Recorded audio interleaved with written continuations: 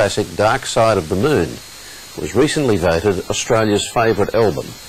But while the music might have endured, the band didn't. The man largely responsible for the album's dark themes of death and insanity, Roger Waters, split from the rest of the group more than 20 years ago in a blaze of acrimony.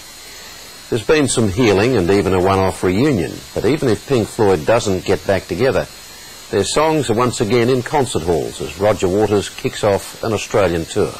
Scott Bevan reports.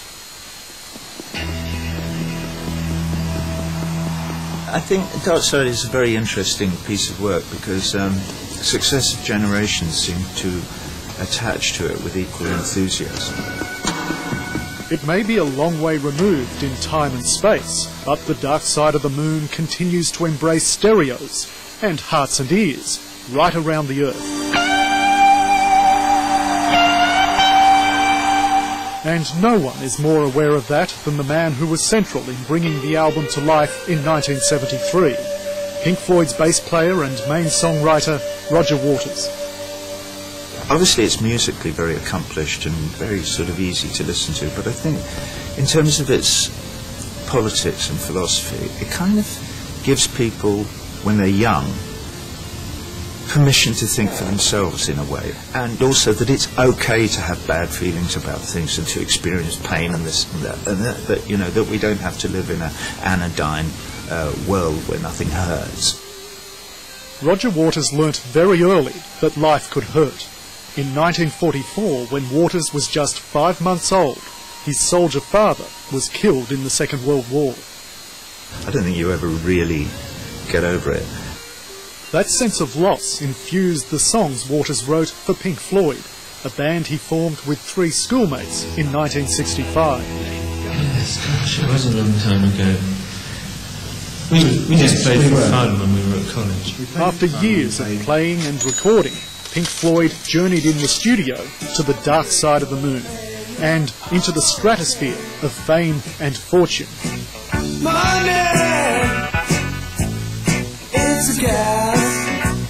When I took a final mix back to my little house in Islington, I played it to my wife.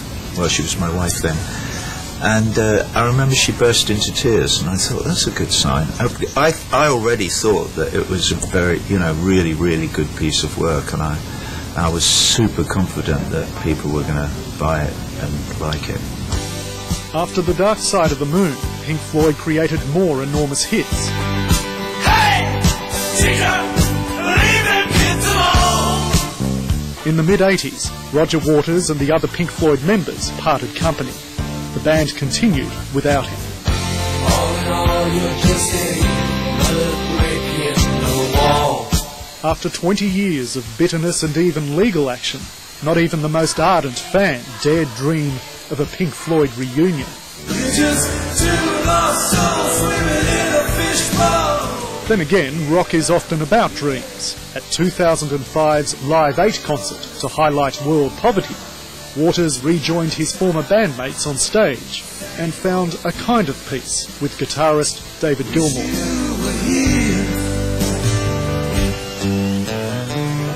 I have to say, one of the things about doing Live 8 for me was that I thought it's all very well to espouse all these high ideals about how we should be more cooperative with each other, and here I am, and this is a guy who I worked with closely for a number of years who I haven't spoken to for 20 years or whatever it was, and it was kind of ridiculous. I was really happy to be there, From that moment, yeah. What are the chances of you and the other guys of Pink Floyd getting back together for something longer lasting, another tour, another album?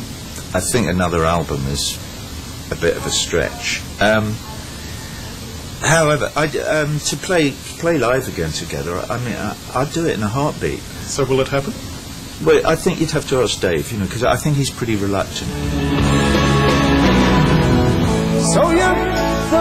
For now, Waters is performing solo once more, including playing all the songs from The Dark Side of the Moon.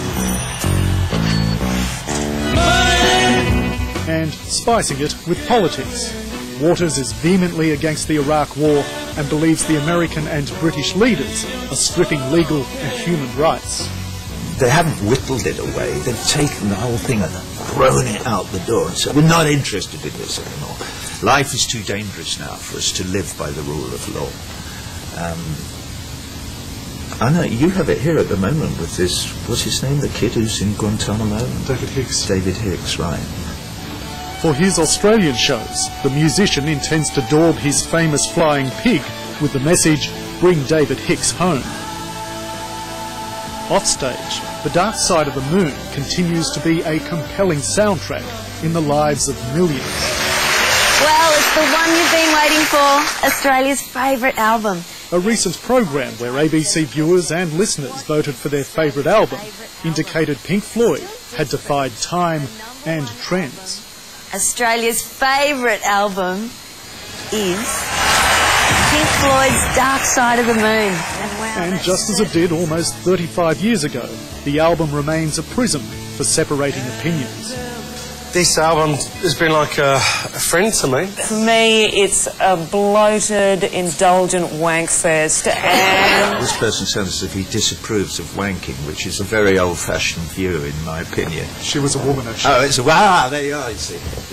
You could say that all art is self-indulgent. Maybe I would agree with her, actually. Self-indulgence is an absolutely necessary part of any kind of creative endeavour.